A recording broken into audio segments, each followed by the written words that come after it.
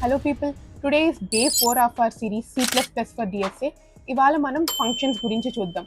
బేసిక్గా ఫంక్షన్ అంటే మనం ఇన్పుట్ ఇస్తాం, అది ప్రాసెస్ చేస్తుంది, మనకి అవుట్పుట్ ఇస్తుంది. ఇక్కడ స్క్రీన్ మీద చూడండి, ఇంట్ యాడ్ ఆఫ్ ఇంట్ ఏ కామా ఇంట్ బి. ఈ ఫంక్షన్ 2 నెంబర్స్ని తీసుకుంటుంది అండ్ వాటి సమ్ని రిటర్న్ చేస్తుంది. ఇక్కడ ఇంట్ అంటే రిటర్న్ టైప్, అంటే అది ఇంటీజర్ని రిటర్న్ చేస్తుంది అని. అండ్ యాడ్ అంటే అది ఫంక్షన్ పేరు. Int a comma int b అంటే పారామీటర్స్, మనం ఇచ్చే ఇన్పుట్ వాల్యూస్. అండ్ మెయిన్లో యాడ్ ఆఫ్ 5,3 అని కాల్ చేస్తే మనకి 8 వస్తుంది. అండ్ నెక్స్ట్ వచ్చేసి ఇందులో 2 టైప్స్ అనమాట, pass by value and pass by reference. Pass by వాల్యూలో మనం ఫంక్షన్కి జస్ట్ కాపీ ఇస్తాం, ఒరిజినల్ వాల్యూ ఇవ్వం. సో ఒరిజినల్ వాల్యూ ఏం చేంజ్ అవ్వదు. అండ్ పాస్ బై రిఫరెన్స్లో ఒరిజినల్ వాల్యూ ఇస్తాం అండ్ అడ్రస్ సింబల్ యూస్ చేస్తాం. అక్కడ ఒరిజినల్ వాల్యూ కూడా చేంజ్ అవుతుంది. ఇక్కడ ఈ సింపుల్ ప్రోగ్రామ్లో అది నీట్గా అర్థమవుతుంది.